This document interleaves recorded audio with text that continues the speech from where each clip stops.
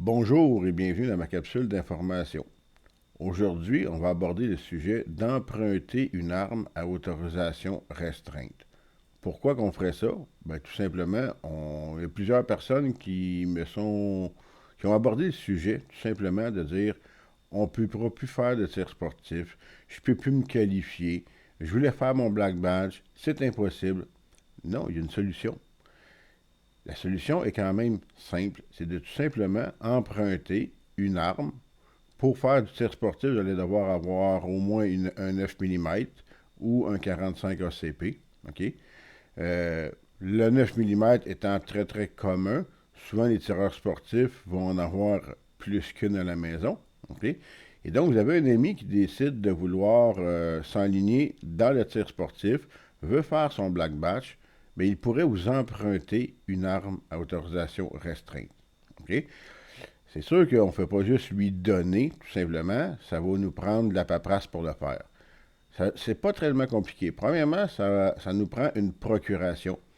La procuration, là, il n'y a rien d'officiel, il n'y a pas de papier, de formulaire GRC à remplir. C'est tout simplement un papier entre celui qui la prête et celui qui va l'avoir.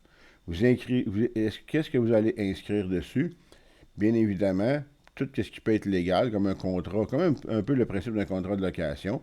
Mettez votre nom, votre adresse, votre numéro de permis d'arme à feu. OK?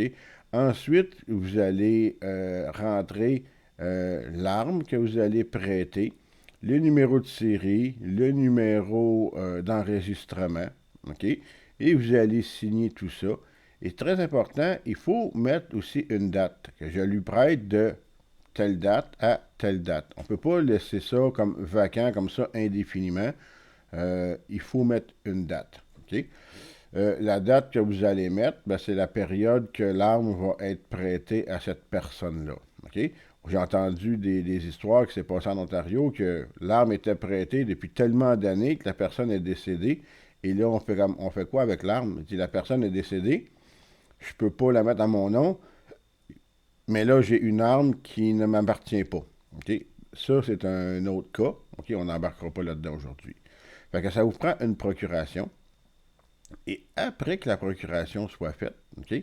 La personne, le propriétaire de l'arme, va vous remettre le certificat d'enregistrement de l'arme, qui va être le certificat à son nom. OK? Fait qu'on comprend que la personne qui va vous prêter l'arme va rester quand même toujours responsable de son arme, même si elle est prêtée. OK? Et ensuite, avant de pouvoir vous déplacer, ça va vous prendre une autorisation de transport. Et donc là, c'est la même chose. Vous allez devoir aller sur le site en ligne où j'ai le numéro ici, la demande de transport de la GRC qui est le numéro 5490F. Je vais vous la mettre dans les liens si vous voulez la télécharger. Vous pouvez l'imprimer, la remplir, la renvoyer par courriel. OK?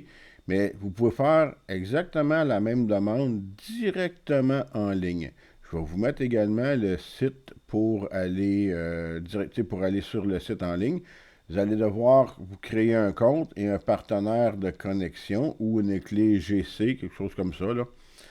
Moi, je joue avec un partenaire de connexion. Il vous demande de partager un petit peu le mot de passe de votre compte de banque, finalement, pour vous loguer, exemple, avec Caisse de Jardin, Scotia, Banque Nationale, peu importe.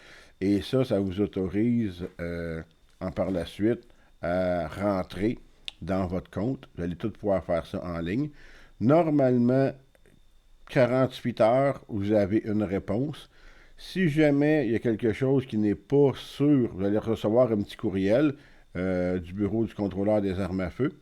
Ils vont vous demander des petites questions, tout ça, mais c'est très, très, très, très simple. Fait que c'est comme ça qu'on va pouvoir emprunter une arme, OK, à autorisation restreinte. Donc, vous avez un ami qui veut faire du IPSC, OK, il veut faire son cours de black match, ben oui, c'est possible. OK? Il veut faire des matchs, ben oui, c'est possible. OK? Il veut aller s'entraîner avec votre arme à son club de tir, ben oui, c'est possible. C'est sûr que, comme je vous dis, il faut avoir tout ce que ça prend, OK? C'est-à-dire la classe de permis requise, donc ça vous prend un permis d'armes restreinte. Okay? Il faut être membre d'un club de tir en règle, même si vous ne possédez pas d'armes restreintes, parce que vous allez en emprunter une quand même. Okay? Fait que votre permis approprié, être membre dans un club de tir, faire une procuration avec quelqu'un qui va vous prêter une arme, et ensuite faire la demande de transport. Quand vous allez avoir tout ça, vous allez pouvoir vous promener avec votre arme dans des compétitions, dans des clubs de tir, okay? Comme si l'arme était à vous. Mais au bout de la ligne, ça ne sera tout simplement pas votre arme. Donc, si vous avez des questions, okay, je vous laisse également l'adresse du bureau des contrôleurs des armes à feu. Vous pouvez leur écrire directement. Moi, je vous donne de l'information. Okay? Je ne vous dis pas quoi faire. Je vous donne l'information. Si vous n'êtes pas sûr, allez confirmer avec eux. Là-dessus, je vous souhaite une bonne journée.